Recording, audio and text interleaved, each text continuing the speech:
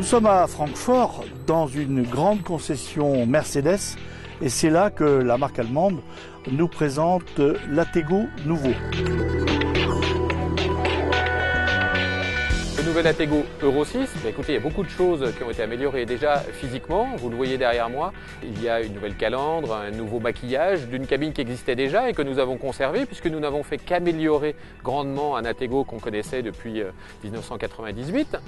Et puis nous avons changé surtout toute la chaîne cinématique avec des nouvelles motorisations pour répondre aux normes Euro 6, des nouvelles boîtes de vitesse pour améliorer un produit qui représente à peu près 30% du marché de sa catégorie en Europe.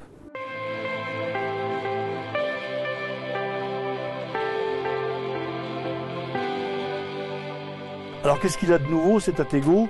Il a gardé son apparence principale, mais à l'intérieur, par exemple, tout est changé. On a un tableau de bord qui est tout nouveau et qui a été inspiré par ce qui a été fait sur les Actros. Aujourd'hui, et contrairement à hier, on a la possibilité d'avoir 3 types de boîtes de vitesse. Nous avons une boîte de vitesse mécanique classique fabriquée par nous à commande à câble. Nous avons la célèbre désormais PowerShift 3 qu'on retrouve sur les Arocs, les Antos et les Actros. Et puis nous avons aussi, pour certaines utilisations, la possibilité de monter en option une boîte Allison, automatique totalement.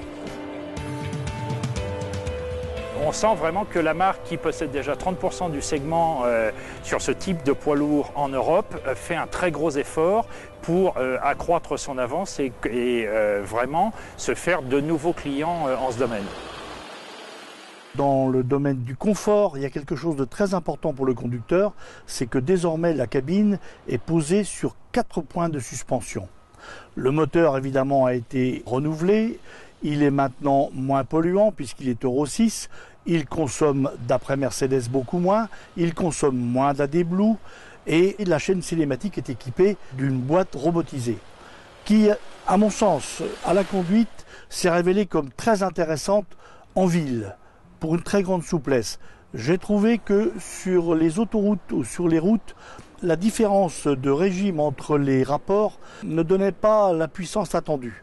Ceci dit, on peut régler dans ce camion, on peut régler les fréquences de changement de vitesse en intervenant sur la cartographie avec le menu, donc tout est possible.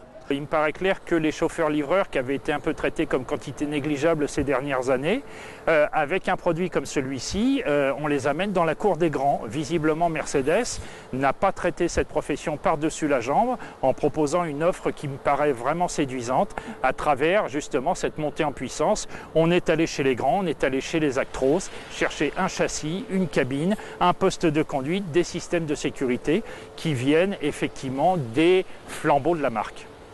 Ce qui est remarquable dans ce camion, c'est le silence.